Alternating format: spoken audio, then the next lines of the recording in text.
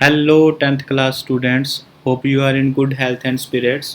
ਅੱਜ ਦੇ ਇਸ ਵੀਡੀਓ ਲੈਕਚਰ ਦੇ ਵਿੱਚ ਅਸੀਂ ਪੰਜਾਬ ਸਕੂਲ ਐਜੂਕੇਸ਼ਨ ਬੋਰਡ ਦੇ ਵਿੱਚ ਪੜ੍ਹ ਰਹੇ 10ਵੀਂ ਕਲਾਸ ਦੇ ਬੱਚਿਆਂ ਨੂੰ ਜਿਹੜੀ ਅਸਾਈਨਮੈਂਟ ਹੈ ਚੈਪਟਰ 10 ਦੀ 4 ਐਂਡ 5 ਉਹਦੇ ਬਾਰੇ ਡਿਸਕਸ਼ਨ ਕਰਾਂਗੇ। So assignment number 4 that is related with refraction of light and assignment number 5 ਦੇ ਵਿੱਚ ਅਸੀਂ ਜਿਹੜਾ ਹੈ what is refractive index ਉਹਦੇ ਬਾਰੇ ਗੱਲ ਕਰਾਂਗੇ। So starting with assignment number 4 that is refraction of light। ਹੁਣ refraction ਕੀ ਹੈ? So when light ray enter from one transparent medium to another transparent medium or any another medium, its direction changes। So the bending of light rays when it travel from one medium to another medium, that is known as refraction। So major difference ਜਿਹੜਾ ਹੈ ਰਿਫਰੈਕਸ਼ਨ ਤੇ reflection ਦਾ ਕੀ ਹੈ? Reflection ਜਿਹੜੀ ਹੈ ਉਹ ਇੱਕ medium ਤੋਂ light ਜਿਹੜੀ ਹੈ ਉਹ ਵਾਪਸ ਉਸੇ ਮੀਡੀਅਮ ਦੇ ਵਿੱਚ ਵਾਪਸ ਚਲੇ ਜਾਂਦੀ ਹੈ, ਜਦ ਕਿ ਰਿਫਰੈਕਸ਼ਨ ਦੇ ਵਿੱਚ ਲਾਈਟ ਜਿਹੜੀ ਹੈ ਉਹ ਇੱਕ ਮੀਡੀਅਮ ਤੋਂ ਦੂਸਰੇ ਮੀਡੀਅਮ ਦੇ ਵਿੱਚ ਟਰੈਵਲ ਕਰਦੀ ਹੈ। ਜਿਵੇਂ ਕਿ ਤੁਸੀਂ ਇਸ ਫਿਗਰ ਦੇ ਵਿੱਚ ਦੇਖ ਸਕਦੇ ਹੋ ਕਿ ਲਾਈਟ ਜਿਹੜੀ ਹੈ ਉਹ ਇਸ ਮੀਡੀਅਮ ਦੇ ਵਿੱਚੋਂ ਜਦੋਂ ਦੂਸਰੇ ਮੀਡੀਅਮ ਦੇ ਵਿੱਚ ਸਟ੍ਰਾਈਕ ਕਰਕੇ ਮੀਡੀਅਮ 2 ਦੇ ਵਿੱਚ ਐਂਟਰ ਕਰ ਜਾਂਦੀ ਹੈ। ਐਂਡ ਉਸ ਕੇਸ ਦੇ ਵਿੱਚ ਕੀ ਹੈ ਕਿ ਲਾਈਟ ਜਿਹੜਾ ਹੈ ਉਹ ਆਪਣੇ ਓਰੀਜਨਲ ਪਾਥ ਤੋਂ ਡੈਵੀਏਟ ਕਰ ਜਾਂਦੀ ਹੈ, ਔਰ ਉਹ ਕਿੰਨੀ ਡੈਵੀਏਟ ਕਰਦੀ ਹੈ ਉਹ ਉਸ ਮੀਡੀਅਮ ਦੇ ਰਿਫਰੈਕਟਿਵ ਇੰਡੈਕਸ ਦੇ ਉੱਤੇ ਡਿਪੈਂਡ ਕਰਦਾ ਹੈ। So this is the example. ਹੁਣ ਇਸ ਐਗਜ਼ਾਮਪਲ ਦੇ ਵਿੱਚ ਤੁਸੀਂ ਦੇਖ ਸਕਦੇ ਹੋ in this ABCD figure, so it is a rectangular glass slab and EO is the incident ray। ਇਹ ਵਾਲੀ ਜਿਹੜੀ ਰੇ ਹੈ ਇੰਸੀਡੈਂਟ ਰੇ ਉਹ ਐਂਗਲ I ਦੇ ਥਰੂ ਇੰਸੀਡੈਂਟ ਕਰ ਰਹੀ ਹੈ। OO ਡੈਸ਼ ਇਜ਼ ਦੀ ਰਿਫਰੈਕਟਡ ਰੇ ਐਂਡ ਜਦੋਂ ਉਹ ਇੱਕ ਮੀਡੀਅਮ ਤੋਂ ਦੂਸਰੇ ਮੀਡੀਅਮ ਦੇ ਵਿੱਚ ਐਂਟਰ ਕਰਦੀ ਹੈ you can see that it is bend towards the normal, ਕਿ ਇਹ ਡਿਪੈਂਡ ਕਰਦਾ ਹੈ ਜੇ ਤੇ ਜਿਹੜੀ ਲਾਈਟ ਹੈ ਉਹ ਰੇਅਰਰ ਮੀਡੀਅਮ ਦੈਟ ਇਜ਼ ਏਅਰ ਜਿਹਦਾ ਕਿ ਰਿਫਰੈਕਟਿਵ ਇੰਡੈਕਸ 1 ਹੈ ਉਹਨੂੰ ਆਪਾਂ ਰੇਅਰਰ ਮੀਡੀਅਮ ਕਹਿ ਦਿੰਦੇ ਹਾਂ, ਜਿਹਦਾ ਘੱਟ ਇੰਡੈਕਸ ਹੈ ਜਦੋਂ ਉਹ ਦੂਸਰੇ ਡੈਂਸਰ ਮੀਡੀਅਮ ਦੇ ਵਿੱਚ ਟਰੈਵਲ ਕਰਦੀ ਹੈ। So when light travel from rarer to denser medium it bends towards the normal, ਔਰ ਤੁਸੀਂ ਦੇਖ ਸਕਦੇ ਹੋ this dotted line shows its original path and ਜਿਹੜੀ ਲਾਈਟ ਹੈ ਉਹ ਬੈਂਡ ਕਰਕੇ ਇਸ ਪਾਥ ਦੇ ਥਰੂ ਮੂਵ ਕਰ ਰਹੀ ਹੈ। ਐਂਡ ਜਿਹੜਾ ਐਂਗਲ ਉਹ ਬਣਾ ਰਹੀ ਹੈ ਉਸ ਐਂਗਲ ਨੂੰ ਆਪਾਂ ਐਂਗਲ ਆਫ ਰਿਫਰੈਕਸ਼ਨ ਕਹਿੰਦੇ ਹਾਂ। So this is the example of refraction of light and ਇਸ ਰਿਫਰੈਕਸ਼ਨ ਆਫ ਲਾਈਟ ਨੂੰ ਆਪਾਂ ਲਾਜ਼ ਆਫ ਰਿਫਰੈਕਸ਼ਨ ਦੇ ਥਰੂ ਜਿਹੜਾ ਹੈ ਉਹ ਪ੍ਰੂਵ ਵੀ ਕਰ ਸਕਦੇ ਹਾਂ ਜਾਂ ਸਟੱਡੀ ਕਰਦੇ ਹਾਂ। ਸੋ ਫਸਟ ਲਾ ਆਫ ਰਿਫਰੈਕਸ਼ਨ ਕੀ ਕਹਿੰਦਾ ਹੈ? ਇੰਸੀਡੈਂਟ ਰੇ, ਦੀ ਰਿਫਰੈਕਟਡ ਰੇ and the normal to the interference of two transparent medium at a point of incidence all lie in the same plane। Second law, the ratio of sine of angle of incidence to the sine of angle of refraction is constant for the light of a given color। कि एक particular ਜਿਹੜੀ light है एक particular wavelength ਦੀ ਜਿਹੜੀ light है so ਉਹਦੀ ਜਿਹੜੀ ਕਿੰਨਾ ਐਂਗਲ ਉਹ ਬਣਾ ਰਹੀ ਹੈ that is sine of angle of incidence and sine of angle of refraction। so suppose this is our air medium, this is our water and ਜਦੋਂ ਉਹ ਐਂਗਲ ਹੈ ਜਿਹੜਾ incident ਐਂਗਲ ਬਣਾ ਰਹੀ ਹੈ so that is our angle of incident। let me write it here। and when it bends towards the normal and this angle is known as angle of refraction and sine of I over sine of R that is equal to constant and this is known as Snell's law।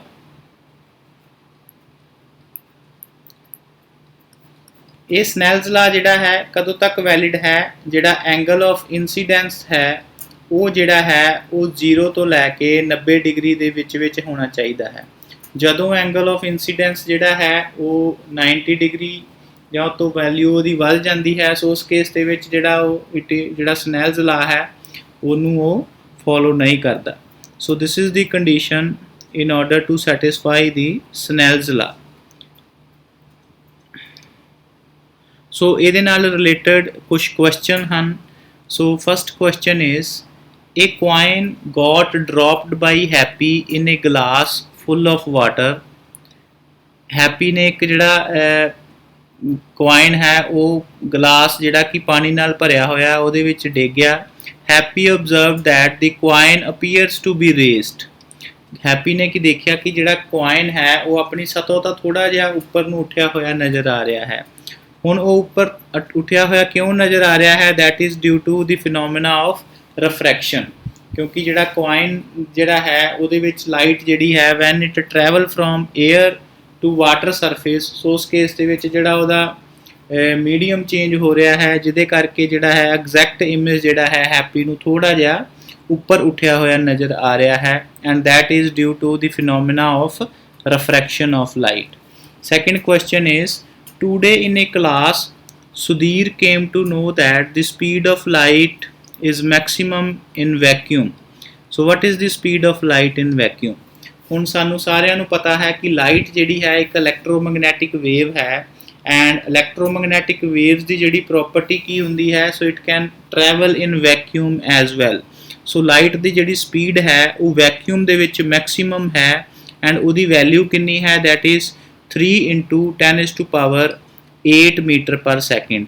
And ਜਿਉਂ ਜਿਹੜਾ ਸਾਡਾ medium ਹੈ ਉਹਦਾ refractive index ਜਾਂ ਉਹਦੀ density ਵਧੀ ਜਾ ਰਹੀ ਹੈ ਵਧੇਗੀ, ਸੋ ਉਨੀ ਜਿਹੜੀ ਲਾਈਟ ਦੀ ਸਪੀਡ ਹੈ ਉਹ ਉਸ ਮੀਡੀਅਮ ਦੇ ਵਿੱਚ ਉਨੀ ਘਟਦੀ ਜਾਏਗੀ। ਫਾਰ ਐਗਜ਼ਾਮਪਲ ਵੈਕਿਊਮ ਜਿਹਦਾ ਰਿਫਰੈਕਟਿਵ ਇੰਡੈਕਸ ਆਪਾਂ 1 ਕੰਸੀਡਰ ਕਰਦੇ ਹਾਂ, ਸੋ ਉਸ ਕੇਸ ਦੇ ਵਿੱਚ ਜਿਹੜੀ ਲਾਈਟ ਦੀ ਸਪੀਡ ਹੈ ਦੈਟ ਇਜ਼ ਮੈਕਸਿਮਮ ਹੈ। ਸੋ ਜੇ ਆਪਾਂ ਵਾਟਰ ਦੀ ਗੱਲ ਕਰੀਏ ਸੋ ਜਿਹਦਾ ਕਿ ਰਿਫਰੈਕਟਿਵ ਇੰਡੈਕਸ ਜਿਹੜਾ ਹੈ 1.33 ਹੈ। ਜੇ ਆਪਾਂ ਹੋਰ ਆਇਲ ਦੀ ਗੱਲ ਕਰੀਏ ਸੋ ਆਇਲ ਦਾ ਰਿਫਰੈਕਟਿਵ ਇੰਡੈਕਸ 1.5 ਹੈ। ਸੋ ਜਿਹੜੀ ਲਾਈਟ ਦੀ ਸਪੀਡ ਹੈ ਸਭ ਤੋਂ ਜ਼ਿਆਦਾ ਜਿਹੜੀ ਘੱਟ ਹੈ ਆਇਲ ਦੇ ਵਿੱਚ ਹੋਏਗੀ ਕਿਉਂਕਿ ਉਹਦਾ ਰਿਫਰੈਕਟਿਵ ਇੰਡੈਕਸ ਸਭ ਤੋਂ ਵੱਧ ਹੈ ਐਂਡ ਸਭ ਤੋਂ ਜਿਹੜੀ ਘੱਟ ਹੈ ਆਇਲ ਜਿਹੜੀ ਸਭ ਤੋਂ ਵੱਧ ਸਪੀਡ ਹੈ ਉਹ ਵੈਕਿਊਮ ਦੇ ਵਿੱਚ ਹੋਏਗੀ ਕਿਉਂਕਿ ਉਹਦਾ ਰਿਫਰੈਕਟਿਵ ਇੰਡੈਕਸ ਸਭ ਤੋਂ ਘੱਟ ਹੈ। ਸੋ ਇਹ ਜਿਹੜਾ ਫਾਰਮੂਲਾ ਹੈ ਰਿਫਰੈਕਟਿਵ ਇੰਡੈਕਸ ਦਾ ਉਹ ਆਪਾਂ ਰਿਫਰੈਕਟਿਵ ਇੰਡੈਕਸ ਦੇ ਟੌਪਿਕ ਦੇ ਵਿੱਚ ਡਿਸਕਸ ਕਰਾਂਗੇ। So third question is in a glass of water partially dipped pencil appears bent. ਤੁਸੀਂ ਦੇਖਿਆ ਹੋਏਗਾ ਕਿ ਜਦੋਂ ਤੁਸੀਂ ਪੈਨ ਜਾਂ ਪੈਨਸਲ ਨੂੰ ਥੋੜਾ ਜਿਹਾ ਪਾਣੀ ਦੇ ਵਿੱਚ ਅੱਧਾ ਡੁਬੋਂਦੇ ਹੋ ਤੇ ਅੱਧਾ ਜਿਹੜਾ ਹੈ ਉਹ ਬਾਹਰ ਰੱਖਦੇ ਹੋ ਤੇ ਜਿਹੜਾ ਪੋਰਸ਼ਨ ਪੈਨਸਲ ਦਾ ਪਾਣੀ ਦੇ ਵਿੱਚ ਡੁੱਬਿਆ ਹੋਇਆ ਹੈ ਉਹ ਥੋੜਾ ਜਿਹਾ ਤੁਹਾਨੂੰ ਬੈਂਡ ਹੋਇਆ ਨਜ਼ਰ ਆਉਂਦਾ ਹੈ। ਉਹ ਬੈਂਡ ਹੋਇਆ ਕਿਉਂ ਨਜ਼ਰ ਆਉਂਦਾ ਹੈ? ਕਿਉਂਕਿ ਜਿਹੜੀ ਲਾਈਟ ਦਾ ਰਿਫਰੈਕਸ਼ਨ ਦਾ ਫਿਨੋਮੀਨਾ ਹੈ ਸੋ ਉਹਦੇ ਵਿੱਚ ਜਿਹੜੀ ਲਾਈਟ ਦੀ ਜਿਹੜੀ ਸਪੀਡ ਹੈ ਉਹ ਚੇਂਜ ਹੋ ਰਹੀ ਹੈ because of the higher refractive index of water and ਇਹ ਜਿਹੜੀ ਬੈਂਟ ਪੈਨਸਲ ਤੁਹਾਨੂੰ ਕਿਉਂ ਨਜ਼ਰ ਆ ਰਹੀ ਹੈ? That is due to the ਫਿਨੋਮੀਨਾ of ਰਿਫਰੈਕਸ਼ਨ। So I hope ਕਿ ਤੁਹਾਨੂੰ ਜਿਹੜਾ ਹੈ ਰਿਫਰੈਕਸ਼ਨ ਆਫ ਲਾਈਟ ਤੇ ਉਹਦੇ ਲਾ ਜਿਹੜੇ ਹਨ ਉਹ ਵਧੀਆ ਤਰੀਕੇ ਨਾਲ ਸਮਝ ਆ ਗਏ ਹਨ। So moving towards the assignment number 5 so that is related with refractive index. So refraction of light ਤੋਂ ਬਾਅਦ so how we can find out the formula of refractive index. ਹੁਣ ਰਿਫਰੈਕਟਿਵ ਇੰਡੈਕਸ ਜਿਹੜਾ ਹੈ ਉਹ ਕਿਹਦੇ ਤੇ ਡਿਪੈਂਡ ਕਰਦਾ ਹੈ? The extent of change in direction that takes place in a given pair of media, it can be expressed in terms of refractive index। ਕਿ ਜਿਹੜੀ ਲਾਈਟ ਹੈ ਉਹਦੀ ਜਿਹੜੀ ਕਿੰਨੀ ਡਾਇਰੈਕਸ਼ਨ ਜਾਂ ਜਿਹੜੀ ਕਿੰਨੀ ਵੈਲੋਸਿਟੀ ਹੈ ਕਿਸੇ ਮੀਡੀਅਮ ਦੇ ਵਿੱਚ ਕਿੰਨੀ ਚੇਂਜ ਹੋਈ ਹੈ ਉਹ ਆਪਾਂ ਕਿਹਦੇ ਥਰੂ ਦਰਸਾ ਸਕਦੇ ਹਾਂ? ਉਹ ਆਪਾਂ ਰਿਫਰੈਕਟਿਵ ਇੰਡੈਕਸ ਦੇ ਥਰੂ ਦਰਸਾ ਸਕਦੇ ਹਾਂ।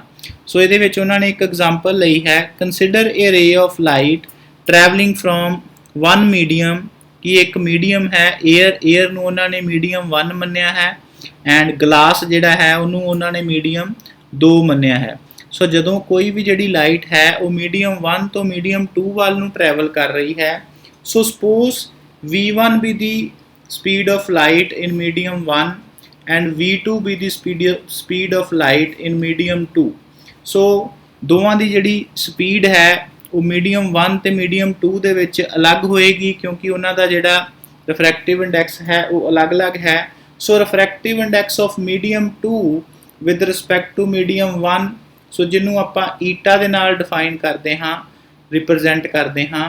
So refractive index of medium 2 with respect to medium 1, so ਉਹ ਆਪਾਂ ਕਿਸ ਤਰ੍ਹਾਂ ਐਕਸਪਲੇਨ ਕਰ ਸਕਦੇ ਹਾਂ, that is speed of light in medium 1 over speed of light in medium 2। So I will write out here the refractive index ਨੂੰ ਆਪਾਂ ਈਟਾ ਦੇ ਨਾਲ ਜਾਂ ਇਹਨੂੰ ਮਿਊ ਦੇ ਨਾਲ ਵੀ ਕਈ ਬੁੱਕਸ ਦੇ ਵਿੱਚ ਐਕਸਪਲੇਨ ਕੀਤਾ ਹੋਇਆ ਹੈ।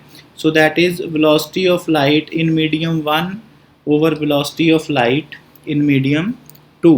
ਐਂਡ ਉਹਦੇ ਉਲਟ, ਸੋ if the medium 1 is vacuum, ਹੁਣ ਜੇ ਆਪਾਂ 에ਅਰ ਦੀ ਜਗ੍ਹਾ ਵੈਕਿਊਮ ਲੈ ਲਈਏ, ਸੋ ਉਸ ਕੇਸ ਦੇ ਵਿੱਚ ਸਾਨੂੰ ਪਤਾ ਹੈ ਕਿ ਲਾਈਟ ਦੀ ਜਿਹੜੀ ਸਪੀਡ ਹੈ ਉਹ ਵੈਕਿਊਮ ਦੇ ਵਿੱਚ ਮੈਕਸਿਮਮ ਹੋਏਗੀ।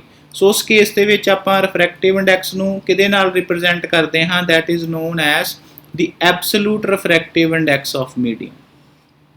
ਸੋ ਰਿਫਰੈਕਟਿਵ ਇੰਡੈਕਸ ਨੂੰ ਆਪਾਂ ਕਿਸ ਤਰ੍ਹਾਂ ਡਿਫਾਈਨ ਕਰ ਸਕਦੇ ਹਾਂ, so refractive index of a medium, it is defined as the speed of light in vacuum that is maximum, ਉਹਨੂੰ ਆਪਾਂ c ਦੇ ਨਾਲ ਰਿਪਰੈਜ਼ੈਂਟ ਕਰਦੇ ਹਾਂ, and speed of light in the medium ਜਿਹਦੇ ਵਿੱਚ ਜਿਹੜੀ ਲਾਈਟ ਹੈ ਉਹ ਟਰੈਵਲ ਕਰਕੇ ਜਾ ਰਹੀ ਹੈ। ਸੋ ਇਹ ਫਾਰਮੂਲੇ ਨੂੰ ਤੁਸੀਂ ਜਿਹੜਾ ਹੈ ਯਾਦ ਰੱਖਣਾ ਹੈ, ਐਂਡ ਇਹਦੇ ਨਾਲ ਰਿਲੇਟਡ ਜਿਹੜੇ ਨਿਊਮੈਰੀਕਲ ਪ੍ਰੋਬਲਮਸ ਜਿਹੜੀਆਂ ਹਨ ਉਹ ਤੁਸੀਂ ਸੋਲਵ ਕਰੋਗੇ। ਸੋ ਰਿਫਰੈਕਟਿਵ ਇੰਡੈਕਸ ਆਫ ਵਾਟਰ ਜਿਹੜਾ ਹੈ ਉਹਦੀ ਵੈਲਿਊ ਜਿਹੜੀ ਹੈ ਆਪਾਂ ਕੈਲਕੂਲੇਟ ਕਰ ਸਕਦੇ ਹਾਂ। ਸੋ ਉਹਦੀ ਵੈਲਿਊ ਕਿਹਦੇ ਬਰਾਬਰ ਹੈ, 1.33। ਇਹਦਾ ਮਤਲਬ ਕੀ ਹੈ, that the speed of light in air, so I will write out hair.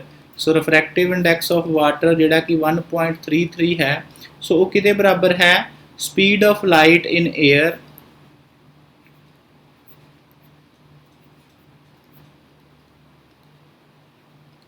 over speed of light in water।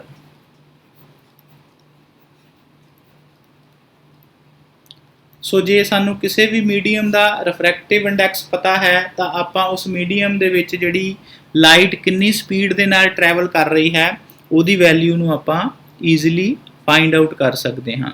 ਸੋ ਇਹਦੇ ਨਾਲ ਰਿਲੇਟਡ ਆਓ ਕੁਝ ਹੋਰ ਸ਼ਾਰਟ ਕੁਐਸਚਨਸ ਆਪਾਂ ਡਿਸਕਸ ਕਰਦੇ ਹਾਂ।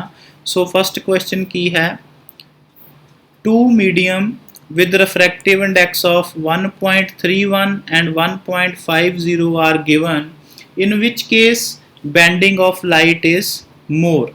ਕਿ ਇਹਨਾਂ ਦੋ ਮੀਡੀਅਮਸ ਦੇ ਵਿੱਚੋਂ ਲਾਈਟ ਜਿਹੜੀ ਹੈ ਕਿਸ ਮੀਡੀਅਮ ਦੇ ਵਿੱਚ ਜ਼ਿਆਦਾ ਬੈਂਡ ਕਰੇਗੀ। ਹੁਣ ਸਾਨੂੰ ਪਤਾ ਹੈ ਕਿ ਜਿੰਨਾ ਜ਼ਿਆਦਾ ਕੋਈ ਮੀਡੀਅਮ ਜਿਹੜਾ ਹੈ ਉਹ ਜ਼ਿਆਦਾ ਡੈਂਸ ਹੈ, ਜਿਹਦਾ ਰਿਫਰੈਕਟਿਵ ਇੰਡੈਕਸ ਜ਼ਿਆਦਾ ਹੈ, ਸੋ ਉਸ ਕੇਸ ਦੇ ਵਿੱਚ ਲਾਈਟ ਜਿਹੜੀ ਹੈ ਉਨੀ ਵੱਧ ਬੈਂਡ ਕਰੇਗੀ। ਸੋ ਇਹਦਾ ਮਤਲਬ ਕੀ ਹੈ, bending of light is more in medium where refractive index is 1.5 as compare to 1.31, and speed of light ਜਿਹੜੀ ਹੈ ਕਿਹਦੇ ਵਿੱਚ ਜ਼ਿਆਦਾ ਹੋਏਗੀ, ਸੋ ਜਿੰਨਾ ਰਿਫਰੈਕਟਿਵ ਇੰਡੈਕਸ ਕਿਸੇ ਮੀਡੀਅਮ ਦਾ ਘੱਟ ਹੈ ਉਨੀ ਸਪੀਡ ਜਿਹੜੀ ਹੈ ਉਸ ਮੀਡੀਅਮ ਦੇ ਵਿੱਚ ਜ਼ਿਆਦਾ ਹੋਏਗੀ। ਸੋ ਇਹਦਾ ਮਤਲਬ ਕੀ ਹੈ ਕਿ ਸਪੀਡ ਆਫ ਲਾਈਟ ਜਿਹੜੀ ਹੈ it is more in medium with refractive index 1.31 as compared to 1.50. So next question is, when a ray of light entering from air is incident on the surface of glass slab at an angle of 90 degree। ਹੁਣ ਕੋਈ ਵੀ ਜਿਹੜੀ light ਹੈ ਉਹ ਜਦੋਂ ਕਿਸੇ ਵੀ glass slab ਦੇ ਵਿੱਚ 90 degree ਦੇ ਵਿੱਚ ਐਂਟਰ ਕਰਦੀ ਹੈ, what will be the measure of angle of refraction।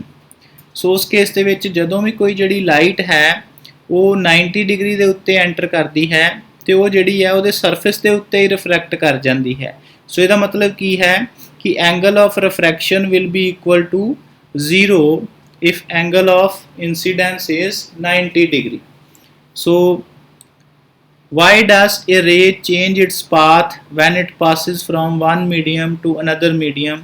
So a ray changes its path when it passes from one medium to another medium due to the phenomena of refraction। So refraction ਕਰਕੇ ਜਿਹੜੀ ਹੈ ਉਹ ਆਪਣਾ path change ਕਰ ਲੈਂਦੀ ਹੈ।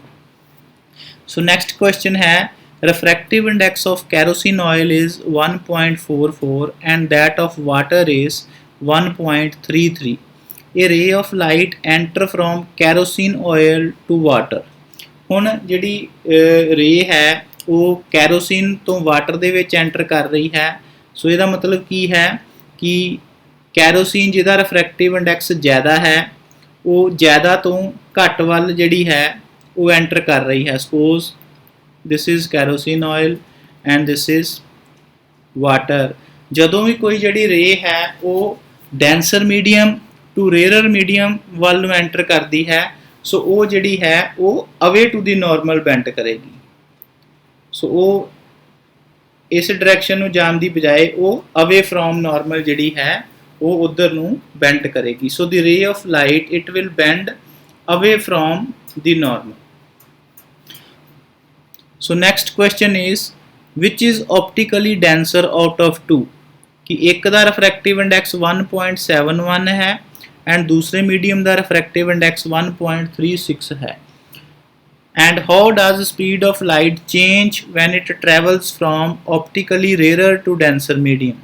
ਹੁਣ ਸਾਨੂੰ ਪਤਾ ਹੈ ਕਿ ਜਿੰਨਾ ਜ਼ਿਆਦਾ ਕਿਸੇ ਮੀਡੀਅਮ ਦਾ ਰਿਫਰੈਕਟਿਵ ਇੰਡੈਕਸ ਵੱਧ ਹੈ ਉਨਾ ਜ਼ਿਆਦਾ ਜਿਹੜਾ ਉਹ ਮੀਡੀਅਮ ਹੈ ਉਹ ਆਪਟੀਕਲੀ ਡੈਂਸਰ ਵੱਧ ਹੈ। ਸੋ ਇਹਦਾ ਮਤਲਬ ਕੀ ਹੈ, medium with refractive index 1.71 is optically more denser as compared to medium with refractive index 1.36. Now when light move from rarer to denser medium it travels ਜਿਹੜੀ ਹੈ ਉਹ ਨਾਰਮਲ ਵੱਲ ਨੂੰ ਟਰੈਵਲ ਕਰਦੀ ਹੈ। ਸੋ ਜਿਹਦੇ ਕਰਕੇ ਜਿਹੜੀ ਸਪੀਡ ਹੈ ਉਹ ਲਾਈਟ ਦੀ ਡਿਕਰੀਜ਼ ਕਰ ਜਾਂਦੀ ਹੈ। ਹੁਣ ਸਾਨੂੰ ਪਤਾ ਹੈ ਕਿ ਜਦੋਂ ਜਿਹੜੀ ਲਾਈਟ ਹੈ ਉਹ ਘੱਟ ਮੀਡੀਅਮ ਤੋਂ ਵੱਧ ਮੀਡੀਅਮ ਵੱਲ ਜਿਹੜੀ ਜਾ ਰਹੀ ਹੈ ਤੇ ਜਿਹੜੀ ਲਾਈਟ ਦੀ ਸਪੀਡ ਹੈ ਉਹ ਘਟ ਜਾਏਗੀ। So these are some of the important questions. So I hope ਕਿ ਤੁਹਾਨੂੰ ਅੱਜ ਦਾ ਜਿਹੜਾ ਲੈਕਚਰ ਹੈ ਉਹ ਸਮਝ ਆ ਗਿਆ ਹੋਵੇਗਾ। ਸੋ ਇਸੇ ਤਰ੍ਹਾਂ ਦੀਆਂ ਹੋਰ ਵੀਡੀਓਜ਼ ਦੇਖਣ ਲਈ ਤੁਸੀਂ you can subscribe our YouTube channel and our Telegram channel. So till then goodbye, stay safe, stay healthy.